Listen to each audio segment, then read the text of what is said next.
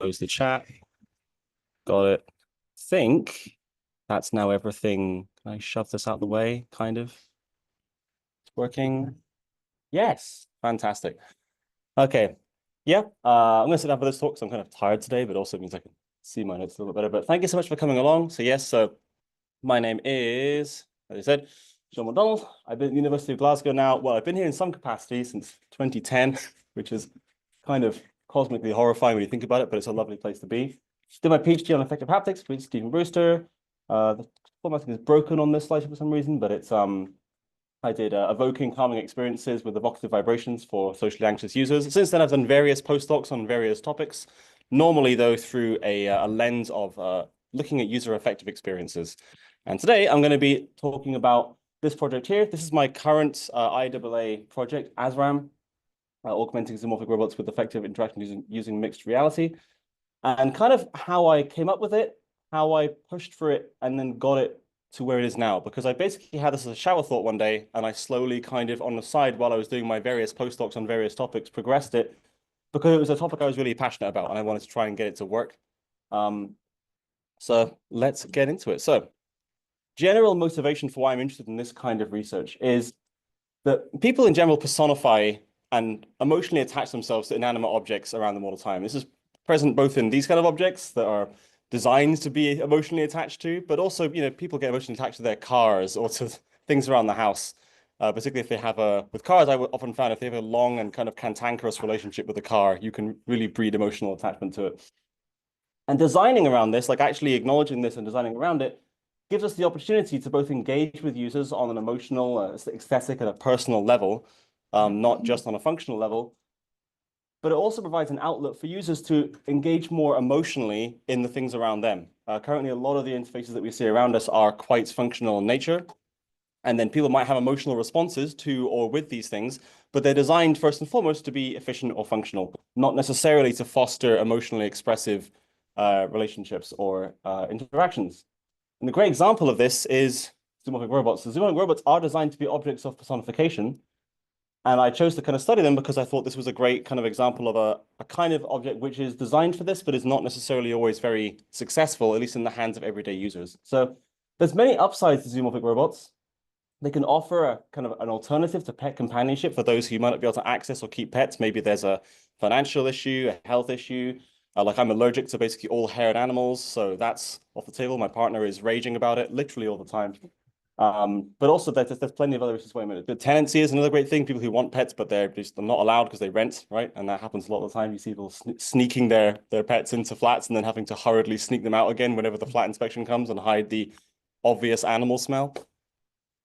They can also emulate, to some extent, the benefits of animal companionship. So this is normally kind of lowering stress, social facilitation, social catalyzation, just the ability sometimes to feel like there is a sense of life or presence in a house which may otherwise not have it.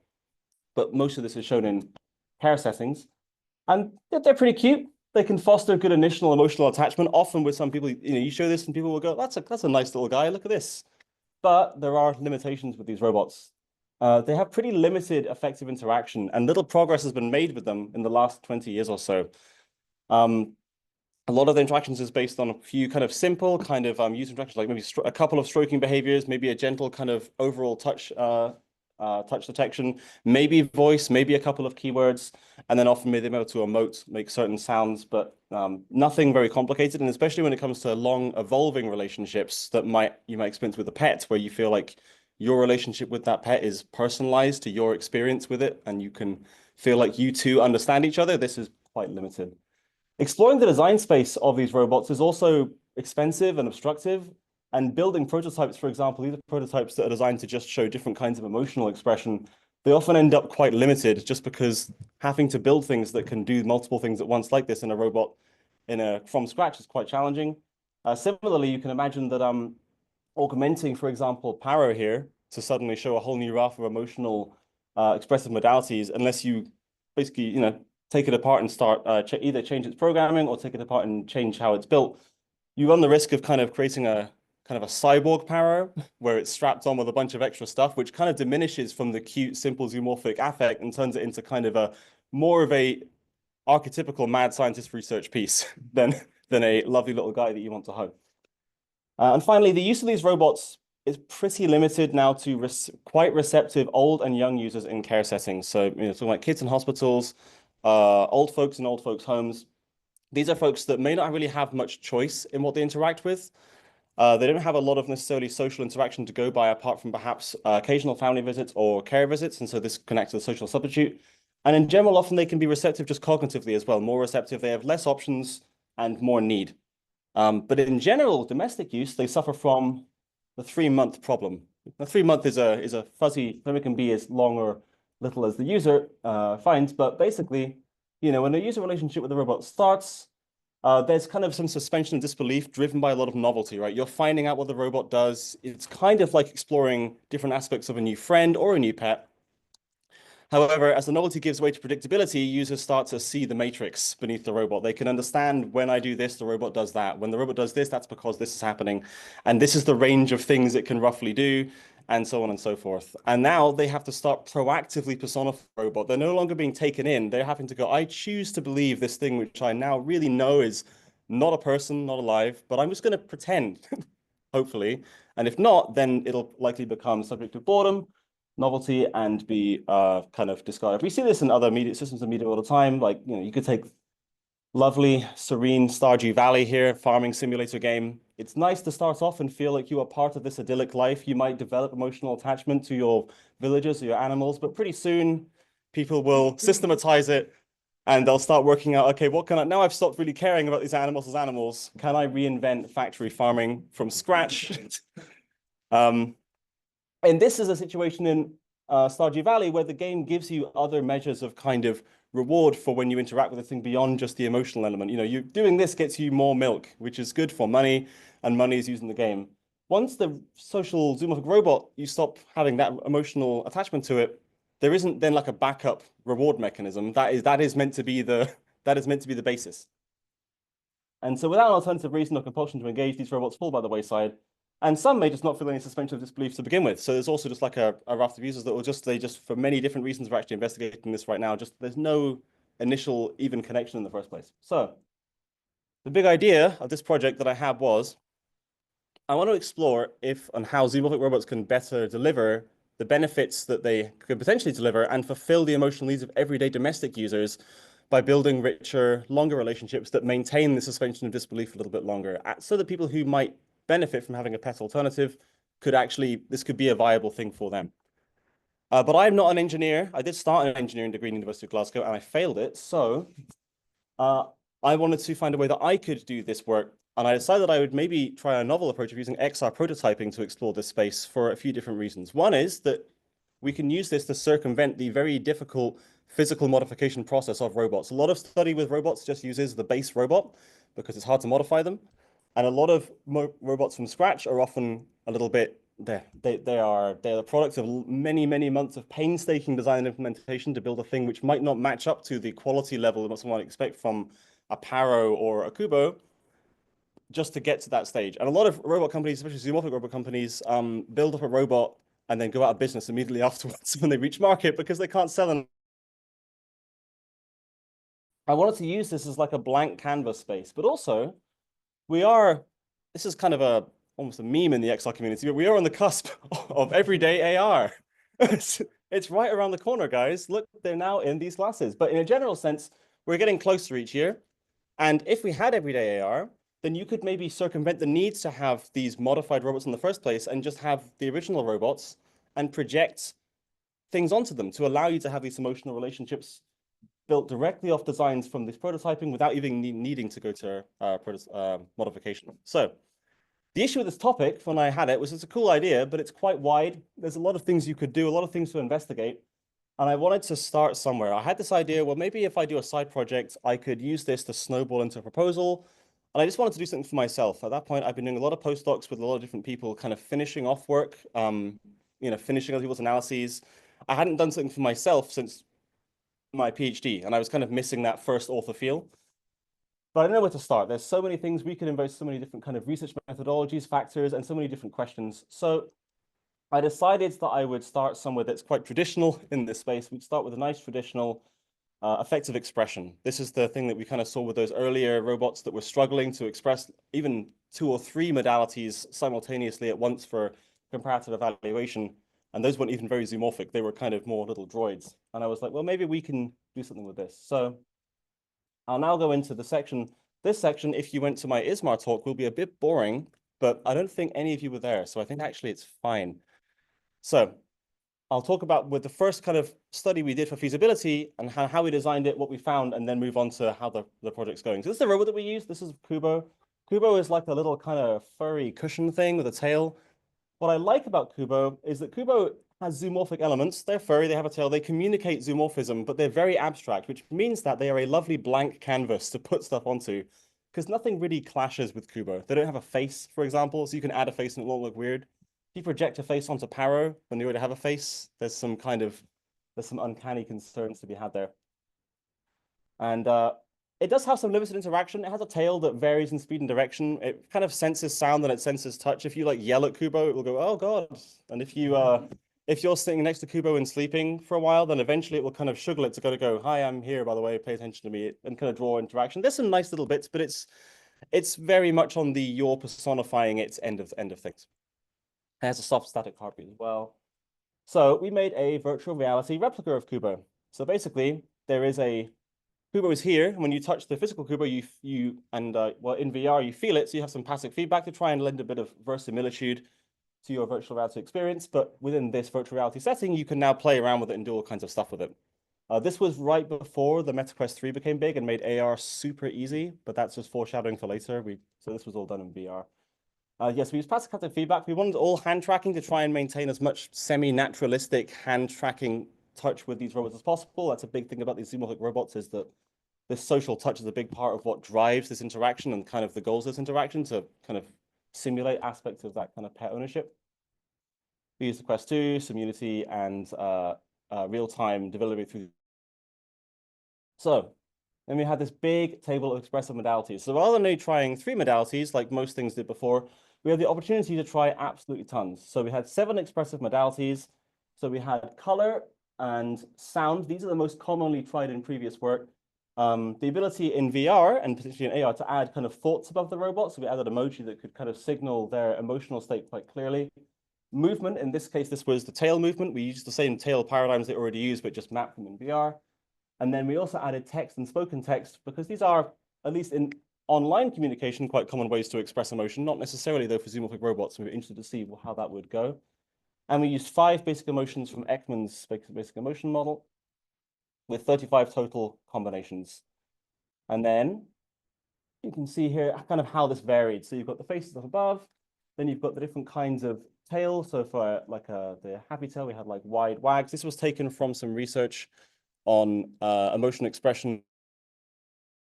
So it's kind of tied to one specific animal in this case. And in general, we tried to find inspirations from animals for this, but it's quite difficult to find a schema from any one animal that expresses 5 basic emotions in a distinct way. And this is kind of an open challenge still. But from prior research, we drew things from prior research to kind of try different approaches. You can see the different kind of colors of lights we used here. This is from a cross-cultural study of color association. This is also very challenging and really changes a lot from culture to culture, place to place, and person to person, as we'll see in later on results.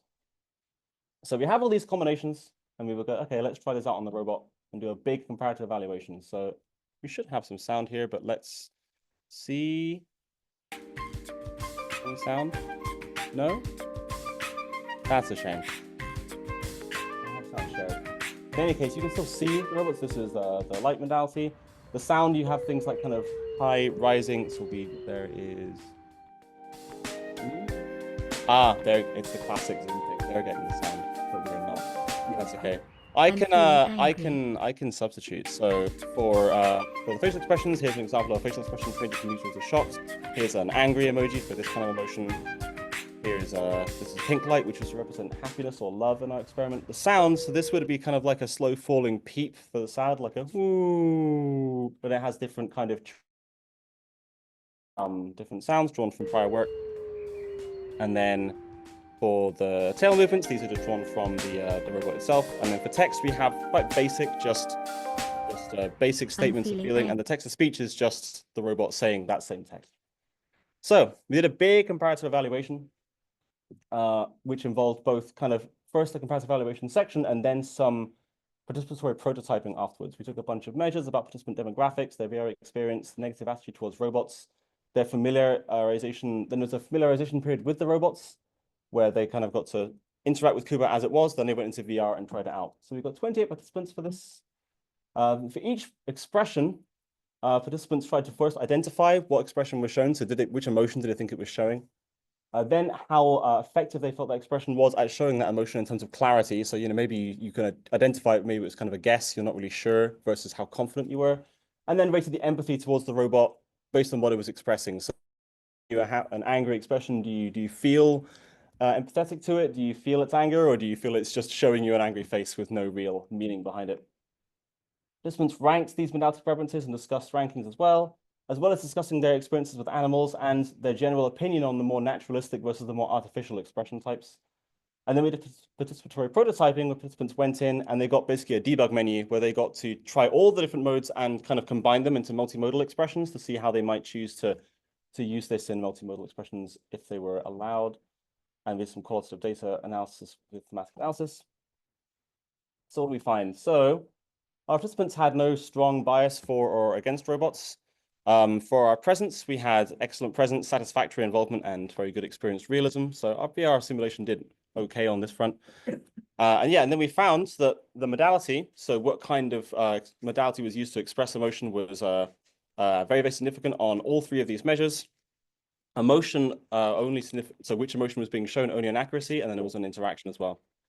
So we've got some big tables here, but we'll just kind of work through some bullet points. So for text and text-to-speech were obviously the most identifiable. They say what they say, and people found these very recognizable. The light, sound, and tail were less clearly recognizable, particularly across emotions. The open problem of is there a wide schema for colored light for emotion recognition remains that question remains open and remains unsolved.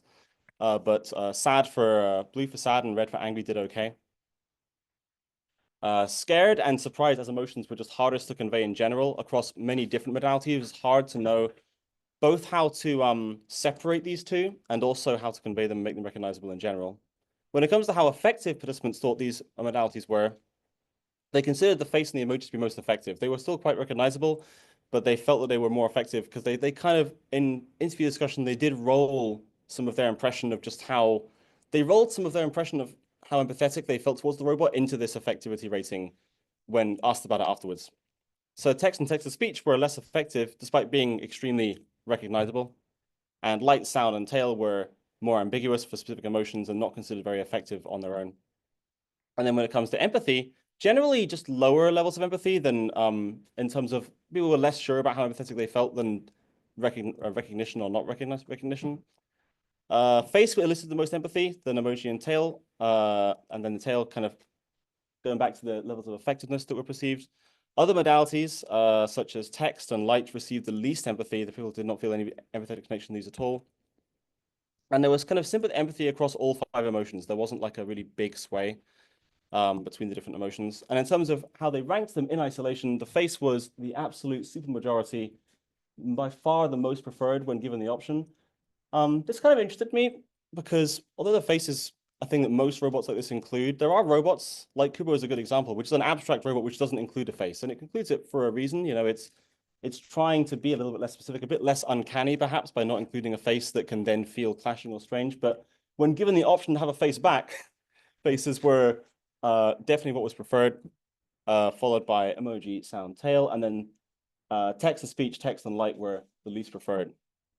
And when we look at some of the motivation for these preferences, participants highlighted there was a tension in the desire for modalities to be clear and interpretable, but they wanted them to be evocative of real emotion and real animals. Not simulatory, but kind of evocative to kind of bring those things to mind. And they wanted the robot to feel real, to see it really expressing an emotion while also being clear.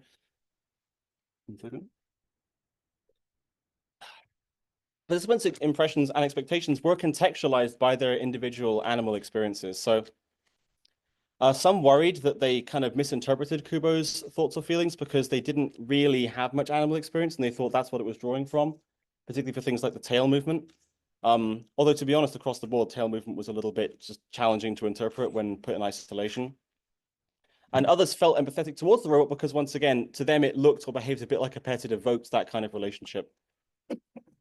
Now going into the patisserie prototyping, this is what the debug menu looks like. So here you can kind of toggle these different modes on and off and kind of create multimodal expressions like this. And then these are the two most popular multimodal expressions people made for happy and sad emotions. So we let people make emotions with combinations of 3 or more. And kind of surprisingly, despite the fact that the on their own, the tail movement was not particularly, wasn't really preferred, wasn't really very interpretable, didn't even draw that much empathy. And particularly light was, I think it was the lowest rated individual modality. It was quite heavily included in these multimodal prototypes. You can kind of see here it was used each modality and what it was used in combination with each other modality. So light in total was used 17 times for happy prototypes, 15 times for sad prototypes.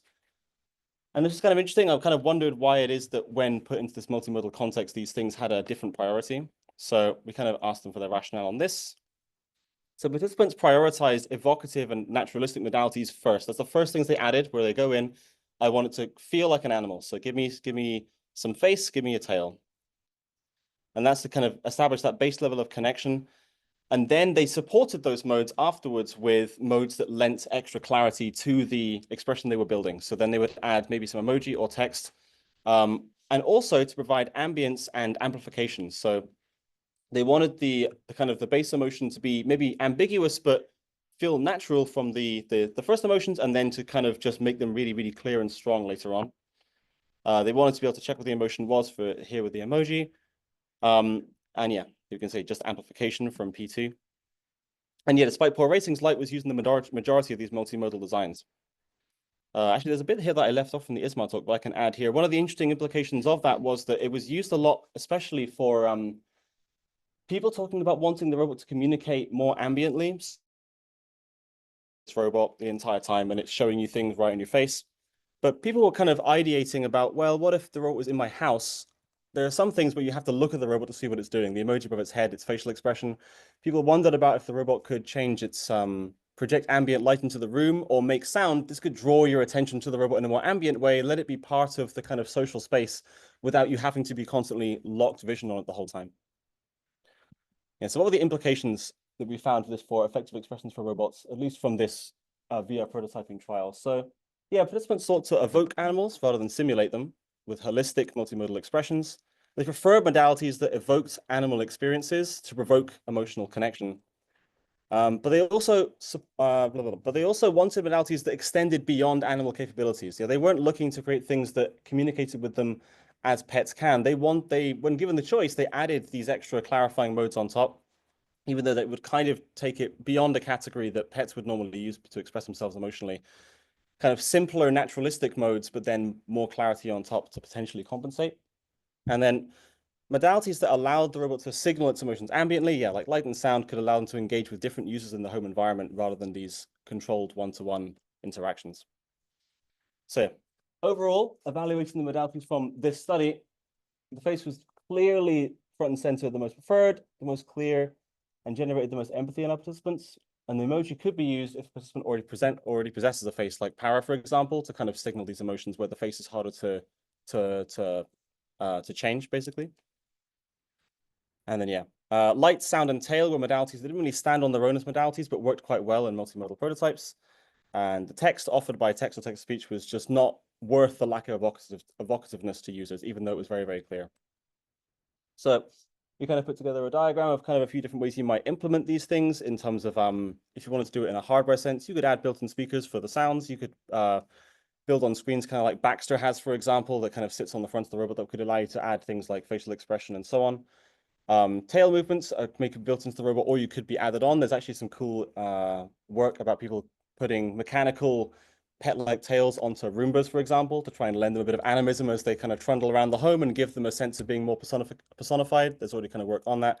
Colored light has already been built into a lot of these robots, from established models like Miro to some of the prototypes. So there's lots of practical things you could do to implement these as you wish to try and lend these effective expression modalities to robots. But I think where the cool idea really is, as I said before, is in using augmented reality instead. Here, you don't have to tack things onto the robots. You can use their base model, and then you can project things in and around them. This allows new capabilities to be delivered to existing robots or legacy robots. People don't have to throw their old cute pet away when the new one has better features. They can just keep it, and they can be updated on the software side via augmented reality. And you could also store individualized long-term effective relationships and robot emotion models on the XR AR device, so that different people all wearing different AR glasses could all have different relationships with the same robot, even though the robot itself isn't really doing anything. Like, it's just sitting there kind of emoting, but based on each person's stored relationship and interactions with the robot from the glasses side, they could all have a different relationship, which could kind of help solve one of the Zoomorphic robot issues, whereby, if I have a personal Kubo. If I give you a Kubo, it will act the exact same way to you as it has to me. I've owned it for 2 years. You've held it for 2 minutes. There is no relationship there, right? It really belies the fact that there is no long-term connection or kind of modeling of a relationship with users. So, yeah, it could be applied. These pet-like interactions developed with zoomorphic robots to other subjects as well. So you kind of go post-humanist with this. We tried it with these zoomorphic robots as a kind of starting point, but you could look at this with, for example, plushies. Zoomorphic robots are already pretty close to plushies. They're like animatronic plushies a lot of the time. So could you project this emotional relationship onto static zoomorphic objects and have similar results? Could you use this to model better relationships with virtual animals inside of games, or even just fully projected AR creatures? Could you make your fridge have an emotional zoomorphic relationship with you, where it is pet-like in its interaction? It isn't so much text-driven, but it does have this kind of, it can use kind of ambiguous cues, unconditional support and love, and you can have this wonderful relationship with objects around the home. So that was a cool study. I really enjoyed doing that study, and we kind of tackled one of these elements. So now on to the next research question. We have a whole bunch to choose from, but sadly, I'm extremely broke. I don't have any money to do this research. I didn't really have any money to do the last project. So the HMD and the robot were both owned by me. My brother gave me the Quest 2 for Christmas. The robot was given to me by my partner for unrelated reasons. I can't remember. I managed to ask CICSA for a Research Themes Award. This is something that if you guys do have an independent project, you can try. They are willing sometimes, particularly if it's a cross-collaborative project, like this was done with the collaboration with Salma El Sayed and Avatay University, then they might be willing to fund some research to be conducted, but it's still quite limited. This was £200 just to pay the participants, basically, along with some slush funding that Salma had lying around. So we needed some funding to go any further with this. And the hope was that we'd be able to use this side project, this public side project, as like a driver, right? To go, okay, we've done a thing, I have some experience, let me do it like properly and well with money. So we went down the path of an Impact Acceleration Award. So this is it's an award that focuses on translating research into impact with industry or other kind of external impact factors, so not just on the industry. So actually, I got this idea from Mark McGill, who's here in the audience today. I was at CHI with him in 2023, and he described the IAA as eminently gettable, which is I love to hear that. That's in a world of applying for things and being knocked back lots and lots of times, I think it's good an excuse as any. And it's a nice kind of award size. It's a decent pot of money. It's 50K, the one that we applied for. So I thought this would be a good, and it would give enough time and length to both sustain me for a little while, build some research, and kind of get a decent sized project off the ground. So rather than pursue pure research, the outputs of this are more, impact related. So it's about knowledge exchange and collaborative development with an external partner, trying to deliver insights that you get from your research to a market in some way, or to the wider world in some way. This could be done via commercialization. You could maybe do licensing via a partner. The research still happens, but you just need to make sure these impact factors are front and center, and these are what your proposal is talking about delivering. Which means I had to kind of go back to my work and think about, beyond the abstract uses of why I think this is a good idea, what is the business case, right? Which is not a thing I'm not a very business-minded person. It's not my passion, so it was a slightly unusual for me initially. So I kind of built this business case. So the current market for zoomorphic companion robots is about 3 billion with a 20% kind of annual growth rate. And this is pretty much, once again, only deployed in care settings, which is quite a limited set of settings. You can imagine if it was put out towards the domestic market, the market is exponentially bigger than this if there was any market for there beyond these settings. They work well and users are receptive, but the robots have stagnated in development in these settings. There's not a lot of development. If you consider how much development has happened in the last 25 years to personal computing devices, and then consider that Paro is still deployed, and like Paro is from 2001 or something, like it's a very, very old machine. And because of this kind of stagnant development, this is a 3-month project problem. So there's a lack of maintenance, and this means it's hard for people to work in domestic settings. And so because of these common issues, yeah, we prevents would-be owners from keeping these as pets. But there are many common issues of pets that it solves, and we wanted to build it back into the business case again to kind of how could this be once again, like a marketable kind of alternative to pets for those who can't have them. So yeah, pets can be expensive to acquire and upkeep and medically treat. They require large time investments, accessibility. There's also an ecological factor. So pets do have a high carbon footprint, and also small carnivore pets, particularly cats, deal a very, very large amount of damage to local ecology. This is a difficult point to raise in because like it's hard to I don't want to my work to come across as an attack on pets or an attack on pet keeping. It is a legitimate argument, like the mass pet keeping has some ecological concerns. So we want to include this, but it was a little bit challenging. I basically argued that if we could make these robots more appealing for this untapped market, then it would, could engage the population and avoid all these issues, and there'd be this huge market that might want to buy the pet one day. So in terms of an external partner, you then had to go and try and find someone to support the research. So this also was new to me. I was done a PhD and then done some random postdocs. I didn't know anything about talking to partners. I knew that my PIs had done that, and that was cool, but I didn't really know. So I spoke to some people about different ideas, and I explored two main options via many emails. So one is as a partner that makes robots, right? You make a robot. Let's take your robot and use this as a baseline to project some kind of maybe pet-like interactions on top of. And maybe you could, either you could give us the robot, lend us the robot, we could use this. And the other was a partner that makes simulation control software. So here it's like, Will builds the emotion models, the interactions, and then you could use this software to deliver this to all kinds of robots all over the place. And we ended up, after many kickbacks, getting a positive response from one of these partners, which was Synthium. So Synthium is a kind of, they have like a Unity-like platform for robot coding. So basically like a platform where a bunch of different plugins and modules are available, and then people around the world can use this to deploy onto either established robots or the robots they build in their own home. This is the platform. It's called Synthium Arc. So it has a bunch of different stuff from like really low level remote control sensory stuff all the way up to kind of hosting machine learning models that can control longer term interaction. And so the idea was, well, maybe we can deploy the things that we make alongside Synthium as a kind of a pet-like emotional interaction robot skill onto this. So it would probably contain the robot's emotion modeling, maybe some stubs for the inputs and outputs that people could then map to whatever their robot can do input and output wise. And then we could deploy it there. You could license it. That's the business case. So, and it's not the biggest company, but it has like there's robot skills on here from large companies. So there's some prestige, I think, to being able to say that you worked alongside them and delivered a piece onto this store in the same place as these other relatively significant companies also did.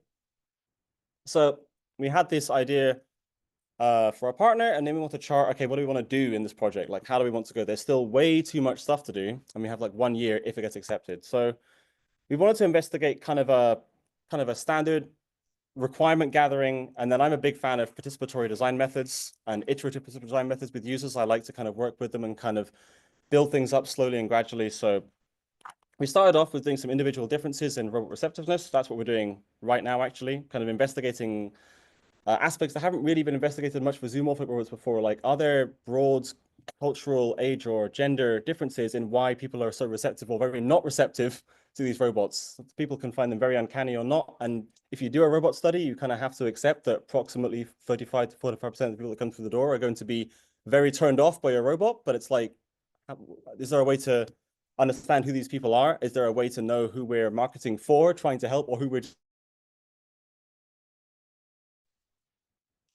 then go into kind of a cycle of these user need gathering expectations for these robots, kind of exploring interactions with the robots, modeling an emotional relationship with the robots. So it's kind of a two-way back and forth, and it can evolve over time. So we wanted to do this with some participatory prototyping, iterative design, and at workshops. And then finally, use all of this information to try and craft what would be a higher fidelity version of a evolving, personalized, long-term emotional relationship with zoomorphic robots beyond the current state of the art. And we then evaluate this in some form of longitudinal study. So then the model will kind of look like this. We start off with a technical framework And then we go through these stages, and then these are kind of iterative stages that go through series of workshops. So we have work packages that kind of go through this. So the first work package, which we've already completed, and I'll show some videos in a bit, is the technical framework. It's basically taking the semi-ugly VR simulator that I've already made and turning it into a nicer, but also more applicable to actual interaction with actual robots AR simulator that's closer to the end vision, right, of deploying these things with AR.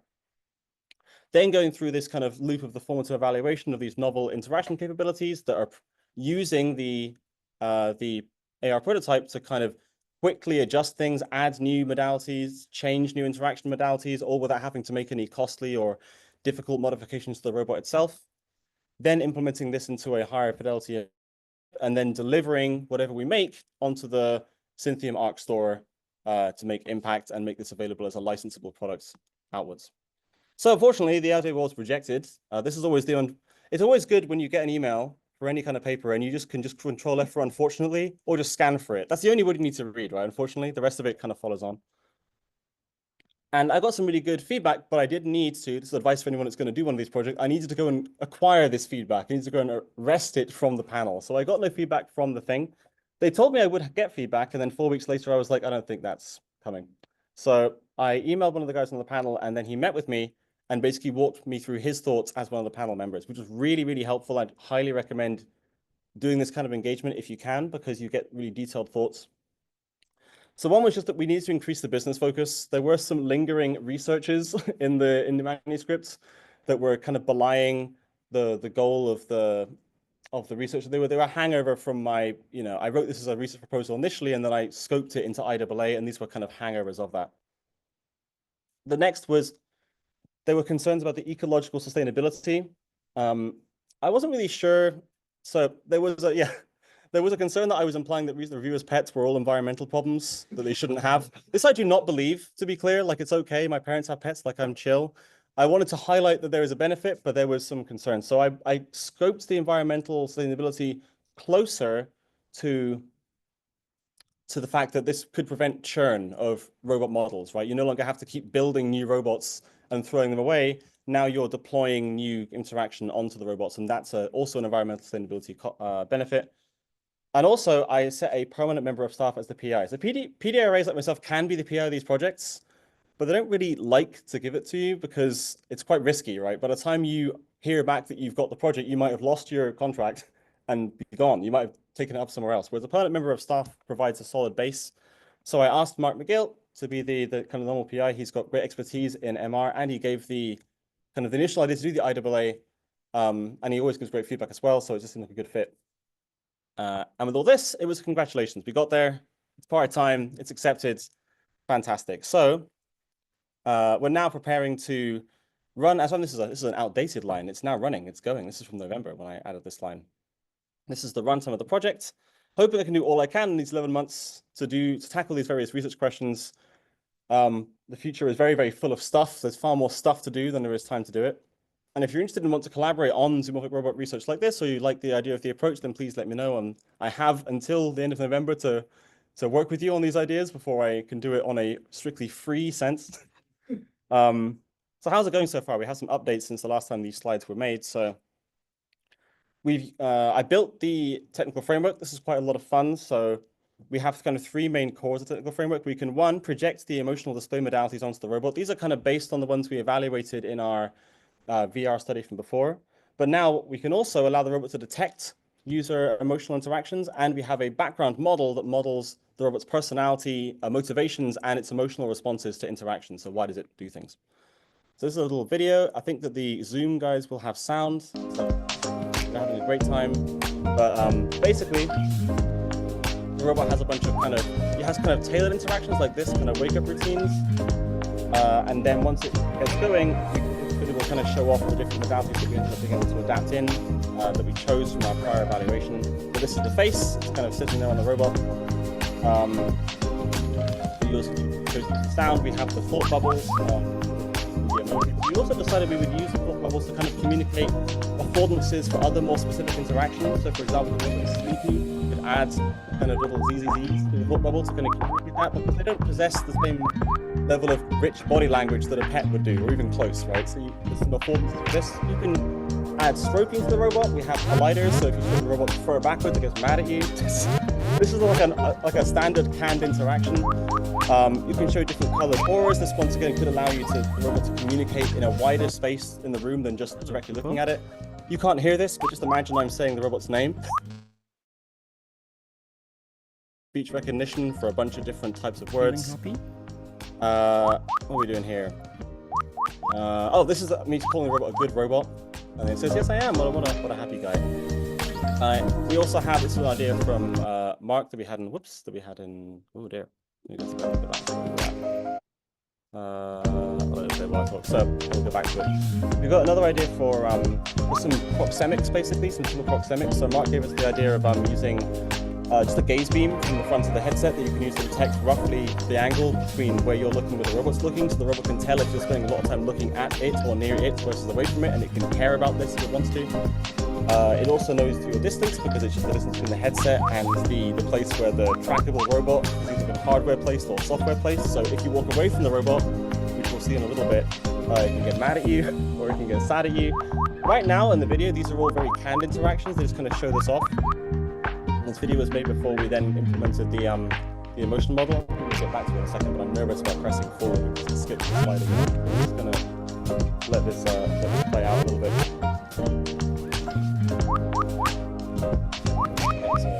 Go back to now your name. Hello, Kupo. And then go through this, and then hopefully we'll get to the different thing in a second.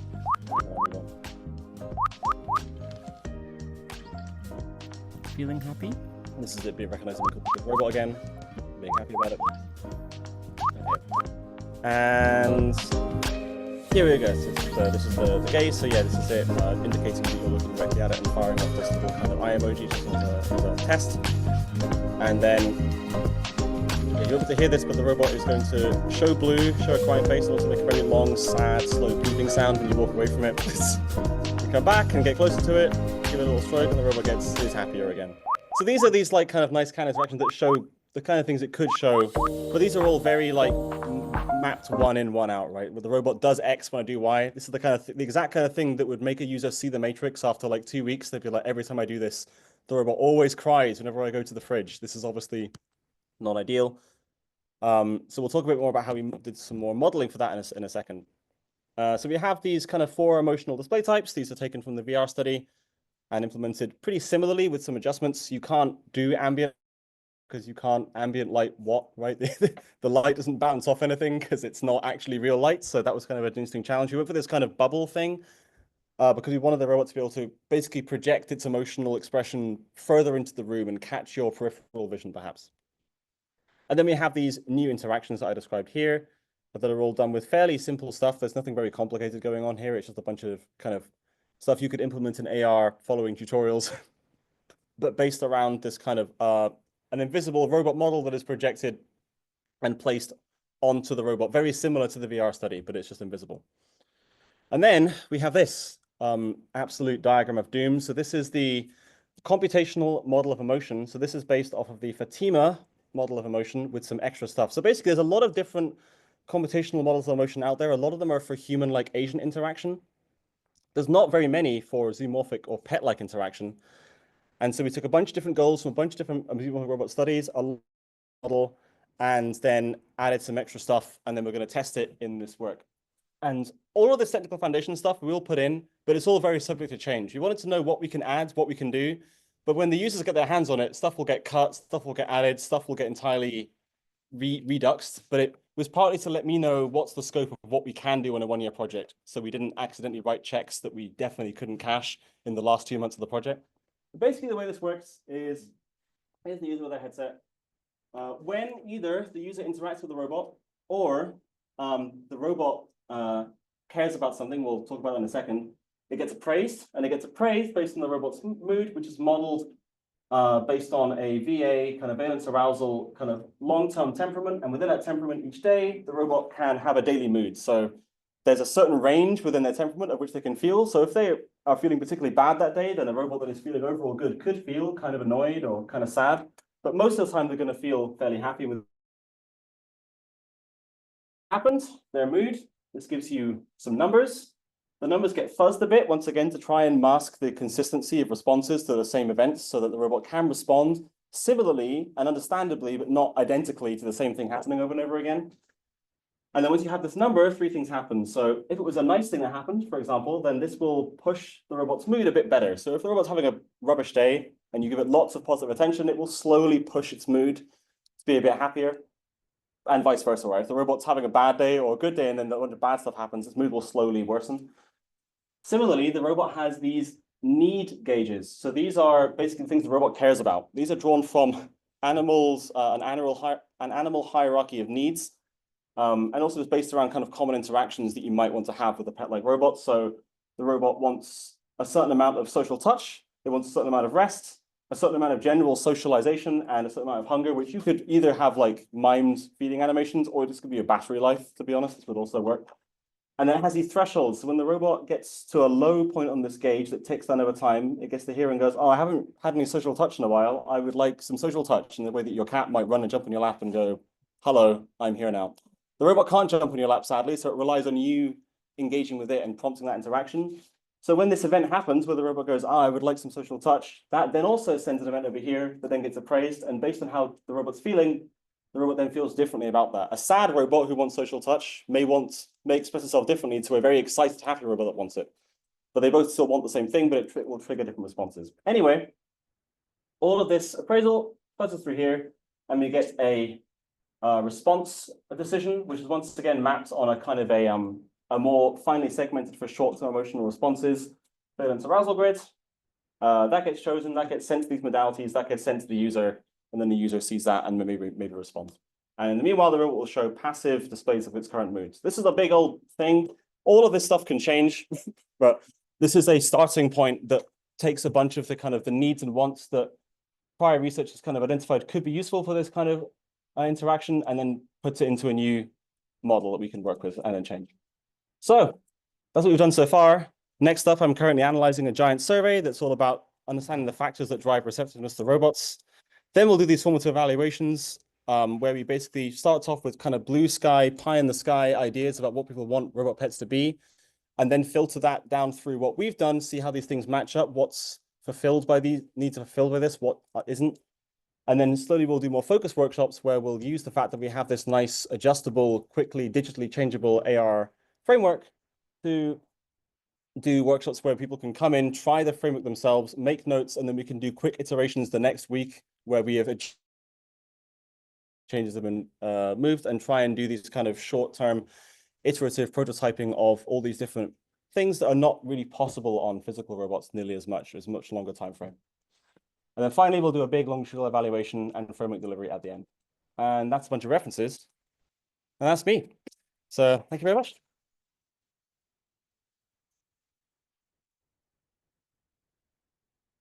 And yeah, any questions, comments, concerns?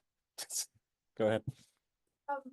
Go back to the previous study, the VR prototyping one. Yes. Did you ever show the prototypes to other people? Like this one person said, I'm going to make this robot be sad, and I decided a sad robot should look like this.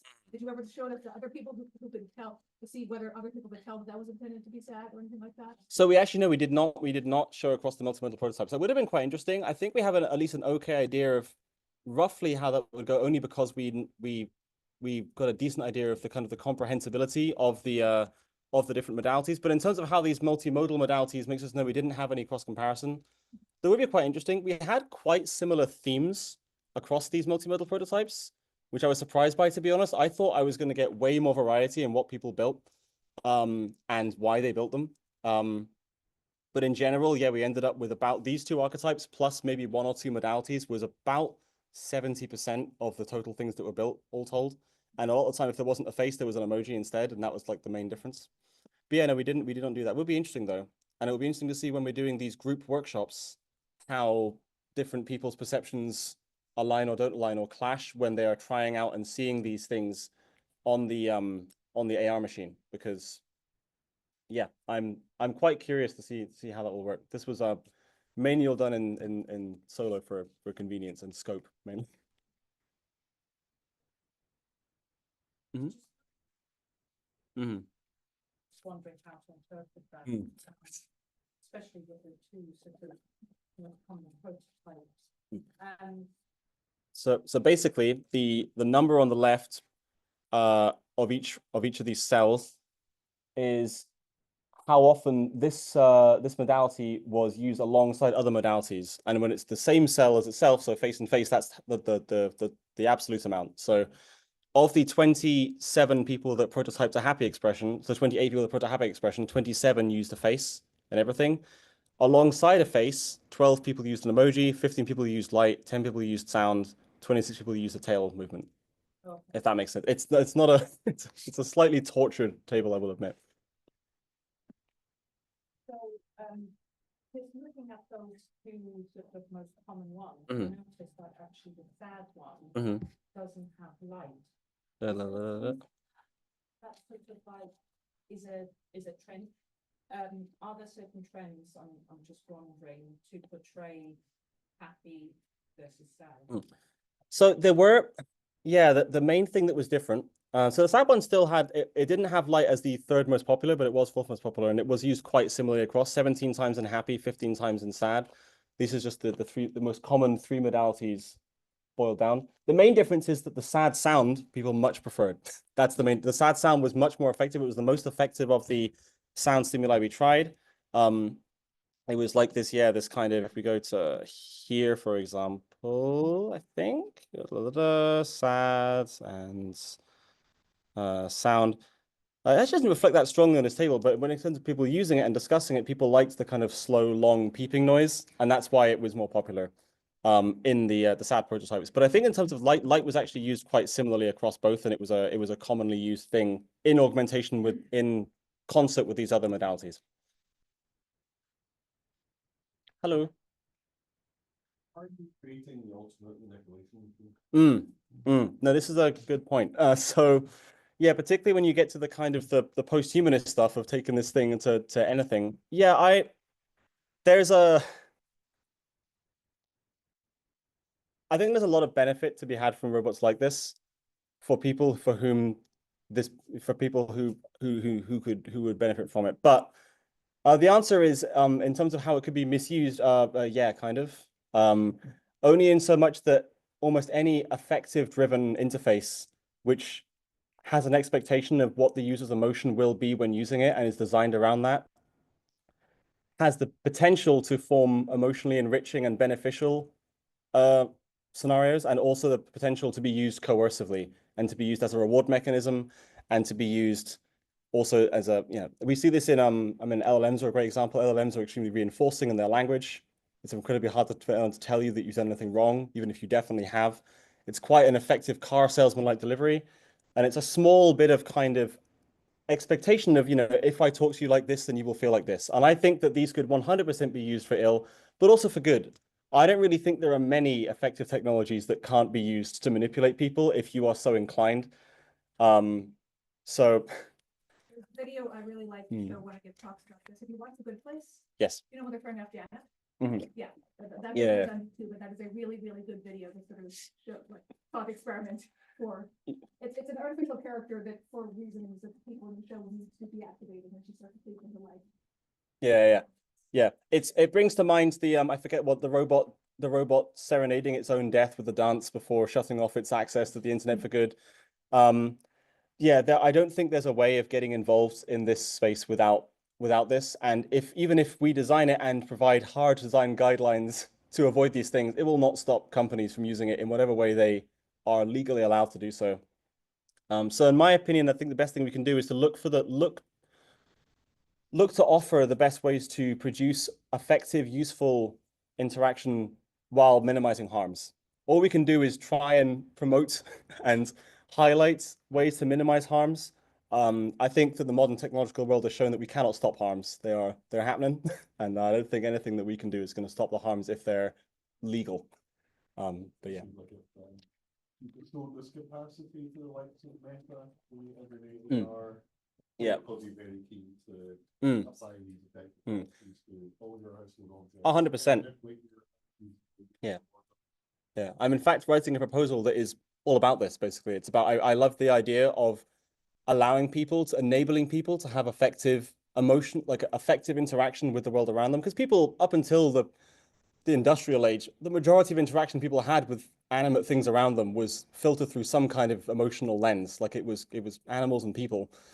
And then now a lot of the interaction we have is with very unemotional things. And I like the idea of re-enabling some of that emotional interaction, but yeah, there's a huge, you can't tackle that problem without a gigantic ethical issue. It's baked in because it's such an obvious manipulation point.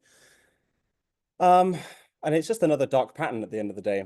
But dark patterns are already out there and they're already happening. So I don't know even if it would be, it probably would be worse, but not massively different. I think it's just kind of the state of being. I think the best thing we can do, if we know that these things are possible, the best thing to do is try and get out ahead of it and do some work to scope out the problems and highlight them so that you don't find out about these problems when a company puts it on the market randomly in 5 years and goes, oh no, I've put it into all of your stuff, like LLMs.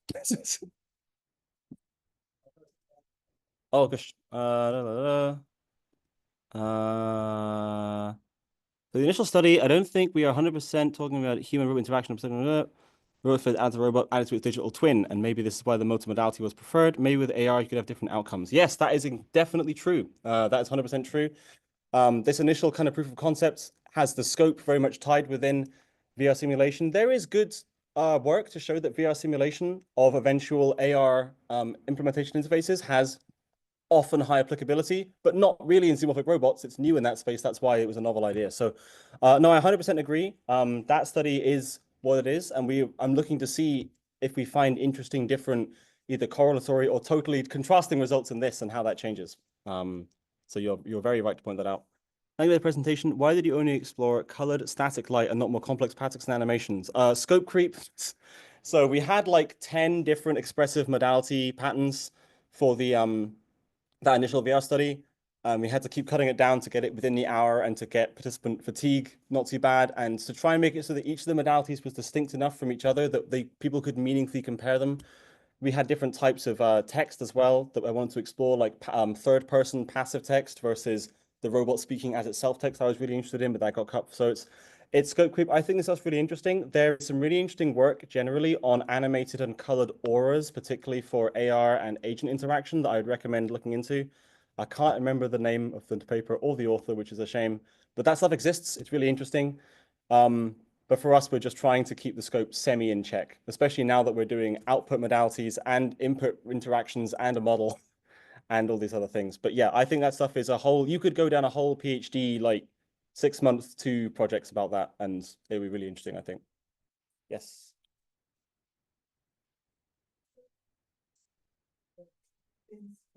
Yeah, so in my proposal I'm writing, I want to know what happens if a public bin has feelings and it gets sad if you overfill it and don't clean it. What happens? Seen the Cornell thing that they did with the bin running around. Yeah. It's similar to that, but it's basically taking that idea and projecting it onto a few, I guess, showcase examples, but it could be onto anything. I really like the idea, especially for these kind of public, these kind of shared utilities that people are kind of meant to leave nice and tidy for each other. And if you could in some way reflect that and what kind of manipulation that ensues or not, or positive behavior, who knows? But yeah, so I in the house, I like it for things like kind of small iterative scope beyond these kind of robots, and I really like it for plushies, bringing plushies to life. But outside, there's a lot of options.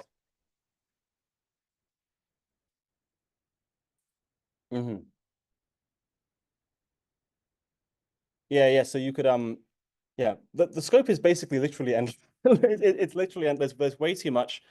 But yeah, I think there's a lot of interesting factors. There's people who did, is it Yokobo, the little robot in Japan, and it's like a little robot that hands you your keys in the morning, but it also gives you these nice little gestures about how the just reacts, not like in a kind of informative way, but in a reactive way where based on how the weather is or the temperature is, it'll react in different ways. There's all sorts of different contextual factors you could design a whole robot about just those. Yes. Yeah, exactly. Yeah, there's Let's thank Charles again for the last talk. thank you.